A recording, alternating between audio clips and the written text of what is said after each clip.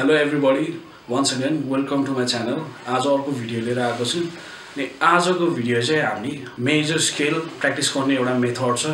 त्यो टेक्निक चाहिँ कस्तो भने 3 नोट पर स्ट्रिङ्स भन्ने टेक्निक हो। त्यो 3 नोट पर स्ट्रिङ्स भनेको चाहिँ एउटा स्ट्रिङमा 3टा नोट स्केल बजाएर प्र्याक्टिस गर्ने हो। सपोज अब हामीले एफ मेजर बजाउँछ भने अब सपोज एफ मेजर आज की अफ एफ को छ हेरौँ। यो अब र्यान्डम छ बजाउँदाखेरि अब सपोज यहाँबाट बजायो। अहिले बजायो एउटा स्ट्रिङमा 2टा अर्को स्ट्रिङमा 3टा अनि 3टा फेज बजेको छ नि। अब यो बज्दा चाहिँ एउटा स्ट्रिङमा 3टा बजाउँदाखेरि चाहिँ एउटा स्ट्रिङमा यो टेक्निकलाई चाहिँ 3 नोट पर स्ट्रिङ्स भन्छ।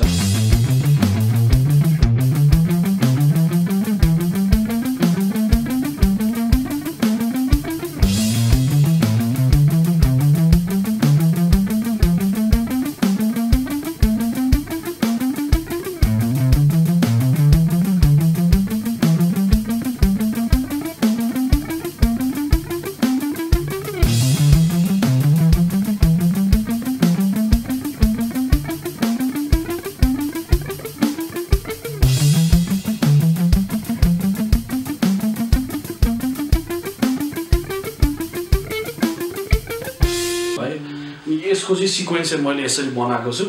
त्यो अगाडि मैले बजाएर नि देखाइसकेको छु। अब त्यही चाहिँ स्लोमा ब्रेकडाउन गर्दाखेरि चाहिँ एउटा स्ट्रिङमा एफ जी ए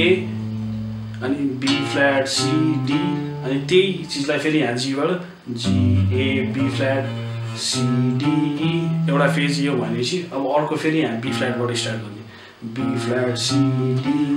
ई एफ जी अनि सेम चिज यहाँबाट सीबाट C D E F G A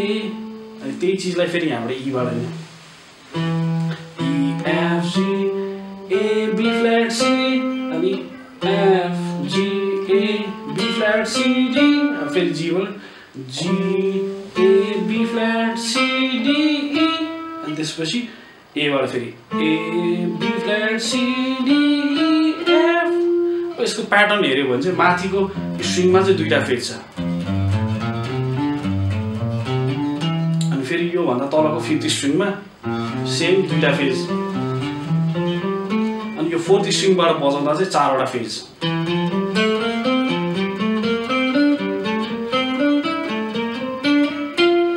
यस्तो छ बजाउनु। माथिको 6th स्ट्रिङमा 2टा फेज 5th स्ट्रिङमा 2टा फेज अनि तलको 4th स्ट्रिङमा चाहिँ 4वटा फेज। यो एक्चुअली एउटा फेज मात्र हेरौँ त यस्तो छ। यो स्लोली हेर्दा चाहिँ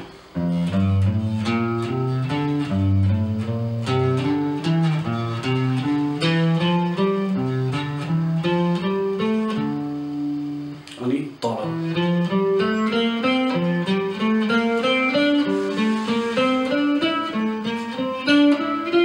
यो चाहिँ एफ नोटबाट स्टार्ट गर्दा चाहिँ अब यो एक्चुअली सरल बजाउँछ अनि त्यसपछि तपाईहरु नि मिले कि मिलेन हेर्नु ट्राई गर्नु।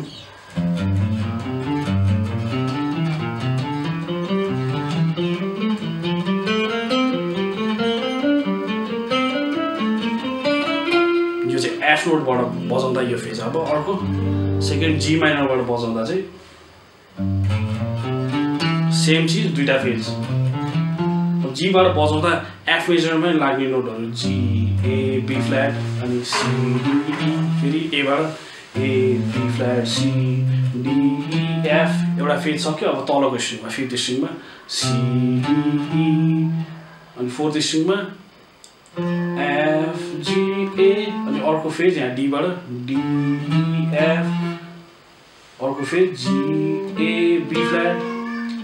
2टा फेज सक्यो। अब यो 4th स्ट्रिङबाट चाहिँ 3टा फेज बजाउँदाखेरि 4वटा फेज।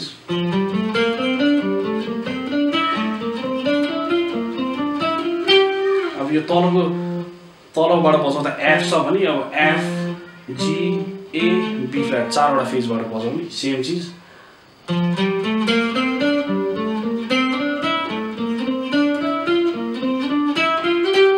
यो छ। अब यो एफ हो जी हो। अब त्यसपछि ए बाट बजाउँदाखेरि सेम त्यही A B flat C D E F अनि फेरि एफ बी फ्ल्याटबाट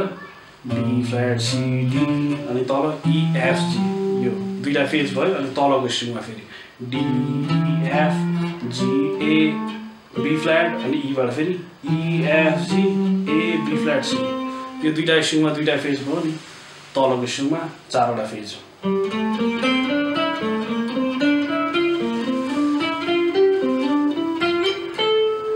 यो छ यो तलको स्ट्रिङबाट बजाउँदा चाहिँ यो G नोटबाट A B flat अनि C नोटबाट बजाउने सेम त्यो F मेजरमा लाग्ने अब F बाट बजाए F G B flat F sorry G A B flat C D E A B flat C D E F B flat C D E F G अनि यहाँ फेरि C बाट C D E F G A यो A बाट भयो अब यही चीज अब B flat बाट सेम थियो B flat C D भयो माथिको फेज तलकोबाट E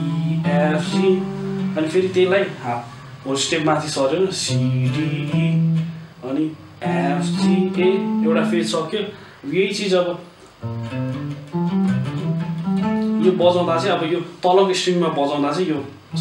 पोजिसन अलिकति डिफरेन्ट हुन्छ E F G अनि A B flat C F G A B flat C D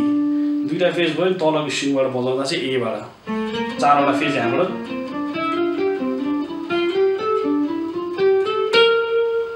चारवटा फेज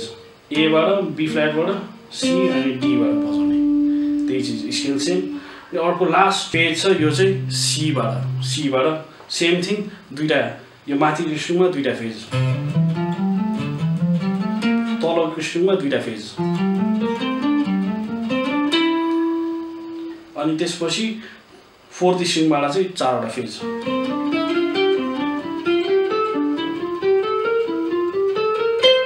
लास्टमा चाहिँ फेरि F नोटमा यसरी ल्यान्ड गरेको छ यो बजाउँदा चाहिँ अब C नोटबाट माथिको 6 स्ट्रिङबाट C नोटबाट तीनटा अनि तल A स्ट्रिङबाट F नोटबाट तीनटा अनि माथि फेरि 6 स्ट्रिङको D नोटबाट तीनटा नोट अनि फेरि तीनटा नोट त्यसपछिको यो अब 5th स्ट्रिङको फेजमा चाहिँ F बाट तीनटा नोट अनि D स्ट्रिङको तीनटा नोट अनि फेरि माथिको 5th स्ट्रिङबाट तीनटा नोट अनि 4th स्ट्रिङमा चाहिँ पोजिसन अलिकति डिफरेन्ट हुन्छ C D E यो चाहिँ होल स्टेप यहाँ C बाट होल स्टेप अनि फेरि होल स्टेप अनि त्यसपछि 4th स्ट्रिङको फेजमा चाहिँ B flat बाट तीनटा अनि यसको पनि पोजिसन अलिकति डिफरेन्ट हुन्छ यो E चाहिँ यहाँ छ अनि फेरि C बाट D बाट अब E बाट यो चाहिँ यस्तो छ यो चाहिँ हाम्रो 3 नोट पर स्ट्रिङ्स भन्छ यो चाहिँ पछि स्ट्रेडहरु गर्नलाई काम लाग्छ सपोज अब यो बजायो नि यस्तो टाइपको रनहरु बजाउनलाई चाहिँ सजिलो हुन्छ हामीलाई यस्तो टाइपहरु 3 नोट पर स्ट्रिङ्स यसले चाहिँ अब सुरुमा चाहिँ यो प्र्याक्टिस गर्दा बिस्तारै गर्नु अनि यही हात बसिसकेपछि पछि तपाईहरुलाई बजाउन नि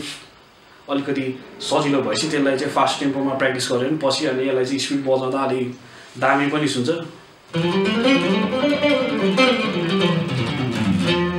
यस्तोहरु टाइपको पछि स्ट्रेडहरु गर्न पनि सजिलो हुन्छ आजको हाम्रो लेसन चाहिँ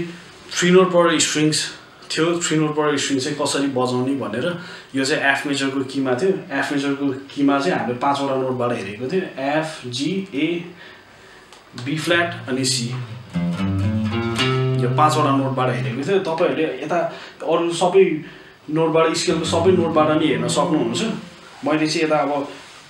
अब सबैसँग इलेक्ट्रिक गिटार हुँदैन अब अकुस्टिक गिटार नै हुन्छ अब यतासम्म फ्रेडहरु पुग्दैन भनेर चाहिँ यो 5 वटा नोटबाट गरेको थिए तपाईहरुले आफ्नो गिटार स्किलहरु यसरी बढाउँदै जान सक्नुहुन्छ तपाईहरुलाई यस्तै अरु कुनै भिडियोहरु सिक्न मन छ भने कमेन्ट गर्नु अनि तपाईलाई यो भिडियो राम्रो लाग्यो भने शेयर गरिदिनु सब्स्क्राइब गरिदिनु थ्यांक यू